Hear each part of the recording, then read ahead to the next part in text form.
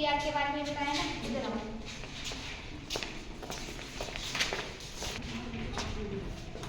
जाओ आगे जाओ।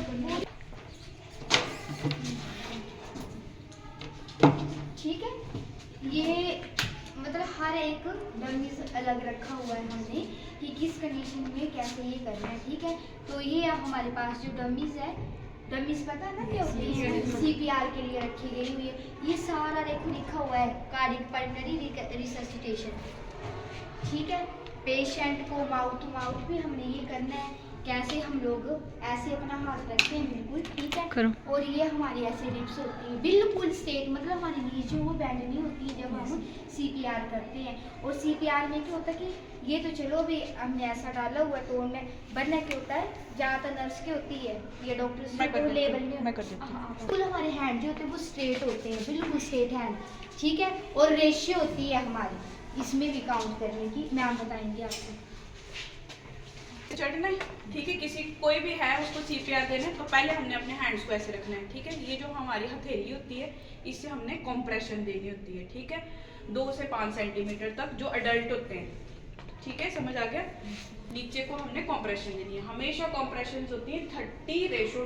30 का मतलब 30 बार हमने कंप्रेशन देनी है और 2 बार ब्रीदिंग देनी है। ब्रीदिंग का मतलब क्या होता है, या तो हम देखा होगा आपने माउथ टू माउथ, या हमारे पास कुछ अपरेटस होते हैं जैसे एम्बू बैग है उससे हमने देना है। ठीक है, तो इससे हम पकड़ेंगे। ये हमारे जिफिस्टर्नम होता है, जिफिस्टर्नम होता है ब्रेस्ट बोन्स के बीच में। ठीक है, वो जितनी भी थी रिप्स मैंने इसको हमने लिया और जब भी हमने देनी कंप्रेशन तो जोर जोर से बोलना है ताकि हमें पता चले। ठीक है, तो इसको हमने ऐसे किया तो जोर से काउंटिंग करनी है। 1 2 3 4 5 6 7 8 9 10 11 12 13 14 ऐसे करके हमने 30 कंप्रेशन जो है वो देनी है अडल्ट्स में। ठीक है, उसके बाद 20 जो है वो 2 हमने ब्रीदिंग देनी है। उसके बाद सेम 30 कंप्रेशन 2 ब्रीदिंग। कब तक देते रहना है? जब तक जो है वो रिवाइव ना करे पेशेंट। ठीक है, क्योंकि इसको कार्डियक अरेस्ट हुआ है। ठीक है, उसका हार्ट चलना बिल्कुल बंद हो गया है। ठीक है, तो हमारा काम है कि हमने इसको रिवाइव करना है और बहुत सारे पेशेंट इस सीपीआर के प्रोसेस से क्या है रिवाइव कर जाते हैं। आपने बड़ी बार देखा होगा आजकल केसेस, कोई बस में चला हुआ है, उसको बस में बैठे बैठे अटैक आ गया। ठीक है, तो जरूरी नहीं कि कोई वहाँ नर्स होगी तो वो आएगी और वो वहाँ पे ऐसे करेगी। आपको पता होगा तो आप भी कर सकते हैं। आपको ये बेसिक चीज सिखाई, पता नहीं कब जैसे काम आ कब जैसे आपके घर में।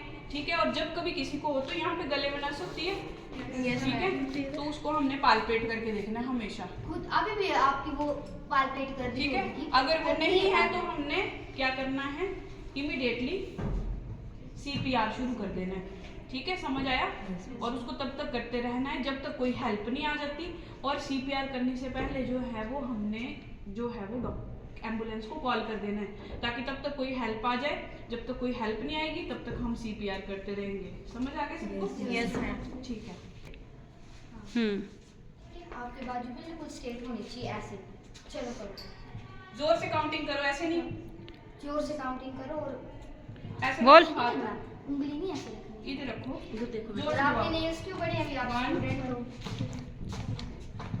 आप करो, आप कर रहे हो ना। जोर से बोलना, गिनती क्यों नहीं बोल रही?